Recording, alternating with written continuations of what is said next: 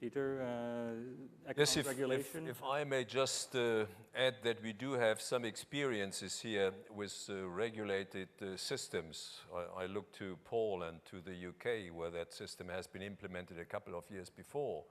And just around the world, if you look into, let's say, some other industries delivering critical infrastructures, gas, electricity, telecom, we do find that there has been, in a good mode between, let's say, the economy itself, the customers, and of course the supply industry, found a model of a regulated, clearly business-driven model.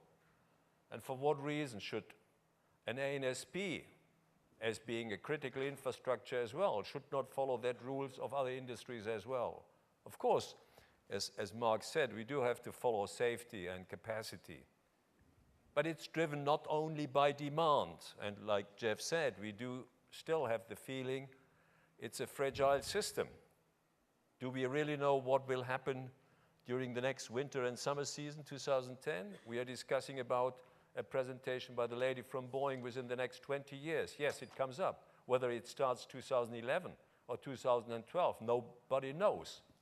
But underlining once more, we are critical infrastructure, and as long as we do run that organization along as being a critical infrastructure, we can follow that with models economically regulated, business-driven by other industries. And therefore, from my point of view, once more, I'm fully convinced these, if I may say once more the word, Jeff, the traditional cost recovery system, or even the cost recovery system, is dead. And we do, and I follow your advice, let's follow and find a better ways in getting these things for customers and partners together, and not, if I may say that, even in a very thick neck, 30 or 20 minutes discussion, but in a partnership agreement. Therefore, I'm still pleading, and I'm fully convinced this old model is dead.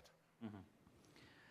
The economic regulation being a condition for moving towards a more modern cost recovery scheme, if you will, there's obviously a cost to that.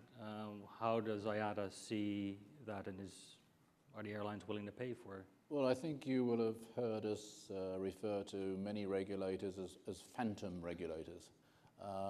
The reason for that is our experience is that regulators are either toothless, they don't actually have the necessary powers to do what they want, they're incompetent, or the system doesn't deliver what it should be delivering. So we don't actually have we're a great advocate of robust economic regulation, but we have no faith whatsoever at the moment in the existing regulatory systems. And the problem with that is that many of them are in conflict with each other. You know, what are they trying to do? Are they trying to protect the consumers and therefore just cap charges and not worry about anything? Or, you know, who are they trying to protect if they've got the necessary authority? And in the UK now, there's a debate going on about, well, you know, who should they be regulating in favour of? Should it be the passenger or the airlines or whatever? So the situation is a bit confused. To my mind, the situation is very simple, and that is that we need to be looking at performance, which is where I think we got the convergence coming here on stage. And everything should be performance driven. And that was the leitmotif that Alexander and I were able to get instilled in the European Commission high-level group that's now led on to the SES Package 2 and so on. Performance driven. If you can drive performance, the rest follows, whether that's safety, environment, cost, or whatever. And one of the issues here is performance on cost. Everybody tends to think about regulation as just controlling charges. And it shouldn't be that. It has to be controlling the total, or not controlling, driving. I mean, I think the word regulation is bad because regulation is a word that implies controlling things. We ought to be looking at economic motivators, economic drivers, driving performance, not just stopping the bad things. And that's where we need to get to. And until we find a model of economic regulation and a consistent way of measuring and driving performances across the globe, it doesn't matter what your institutional structure is, drive performance. Until we've got those two things, then don't step out of the system that we know, despite all of its failings. And its failings really are that it talks about cost recovery. That's all it is. It's recovering costs. but it doesn't tell you what the level of those costs should be. You can still have an extraordinarily efficient, cost-efficient ANSP in a cost recovery system.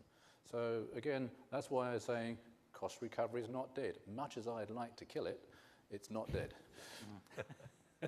Eamon, any comments on that? No, I'd have to agree with Jeff, obviously. I don't believe cost recovery is dead. I think it's seriously injured. I think it's had a few bad tackles.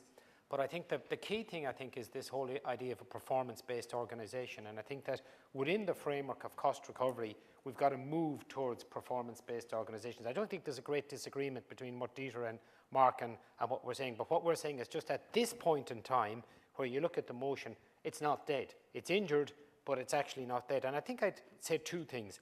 One is that the experience of other economies where you've had a lot of regulation is that if the idea is that you regulate a public sector monopoly and you turn it into a private sector and it's still a monopoly, and you've had the experience with airports, particularly in Denmark and London airports, that's not effective regulation if the idea is that all the charges are very high. And I'm talking about airports now as distinct from ANSPs. So I think we've got to be careful what we want. If all you want is to hang your kind of cap on economic regulation as the star that's out in the sky and we all move to, that's not the way. The way to do this, I believe, is to move and transform all our organisations into a performance-based organisation with metrics, with things that are measurable, so that we don't just talk all the time about charges. We look at actually, for instance, how we perform, and charges is one of those elements. So in my view, just to get back to the motion again, I don't believe cost recovery is dead. I believe it's actually alive and kicking, but it does need to have a lot of change made to it. So as the motion would be, I'm on Jeff's side here. Thank you. Good, thank you.